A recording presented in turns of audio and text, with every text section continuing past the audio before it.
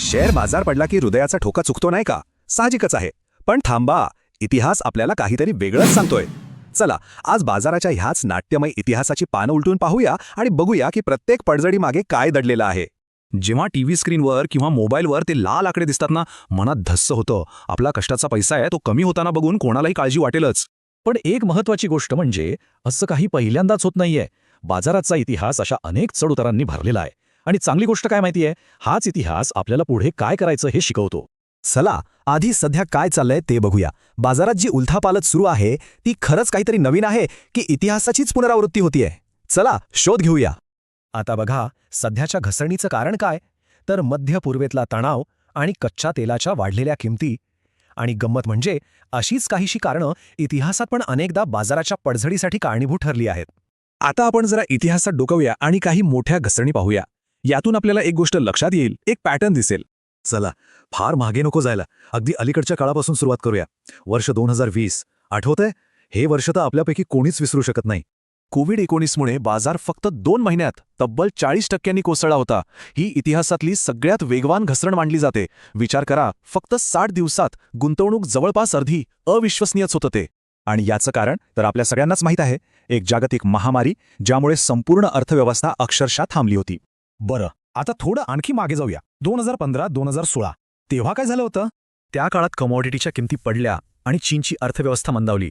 आणि त्याचा परिणाम भारतीय बाजार साधारण 25% खाली आला होता. यामागे होती आंतरराष्ट्रीय कारणं. एक तर चीनच्या अर्थव्यवस्थेचा वेग कमी झाला होता आणि दुसरा म्हणजे कच्च्या तेलाच्या किमतीत प्रचंड घट झाली होती. आणि आता आपण येऊया आधुनिक इतिहासातल्या सर्वात मोठ्या आर्थिक संकटाकडे, 2008चं लेहमन संकट. या संकटाची तीव्रता फक्त हा आकडा बघा. बाजार तब्बल 64% कोसळला होता. हो, 64%. हा आकडाच त्यावेळची भयंकर परिस्थिती सांगायला पुरेसा आहे. हे एक जागतिक संकट होतं. सुरुवात झाली अमेरिकेतल्या होम लोन मार्केटमधल्या गडबडीमुळे, पण त्याचे हादरे संपूर्ण जगाला बसले. आणि आपल्या यादीतलं शेवटचं उदाहरण 21व्या शतकातली पहिली मोठी घसरण, जिला .com बबल असंही म्हणतात.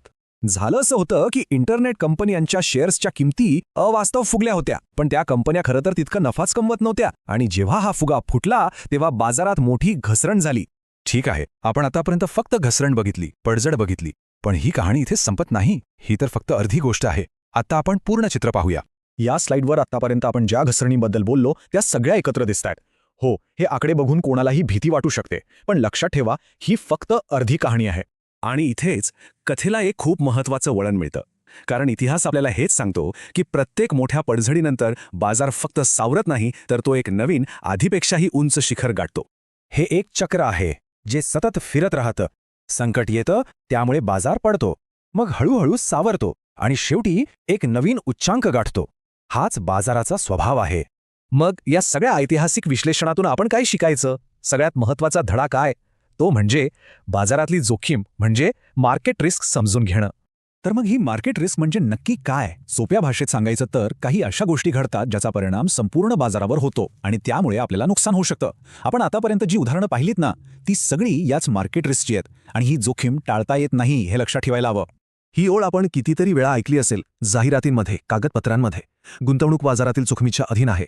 पण आता या सगळ्या इतिहासाच्या संदर्भानंतर या वाक्याचा खरा अर्थ आणि त्याची खोली आपल्याला जास्त चांगल्या प्रकारे समजते. ही फक्त एक कायदेशीर सूचना नाहीये, हे बाजाराचं एक महत्त्वाचं सत्य आहे. मग या सगळ्याचा सारांश काय? बाजारात घसरण होते ही एक जोखीम आहे, हे वास्तव आहे. पण इतिहास हेही सांगतो की प्रत्येक घसरणीनंतर एक नवीन शिखर येतं. ही संधी फक्त त्यांनाच मिळते जे माहितीच्या आधारावर शांतपणे निर्णय घेतात. म्हणूनच गुंतवणूक बाजारातील जोखमीच्या अधीन आहे ही ओळ फक्त एक सूचना म्हणून घेऊ नका, तर एक गुरुमंत्र समजा. पुढच्या वेळी कोणतीही गुंतवणूक करण्याआधी त्या योजनेशी संबंधित सर्व कागदपत्रे काळजीपूर्वक वाचा. कारण या बाजारात माहिती हेच आपलं सगळ्यात मोठं शस्त्र आहे.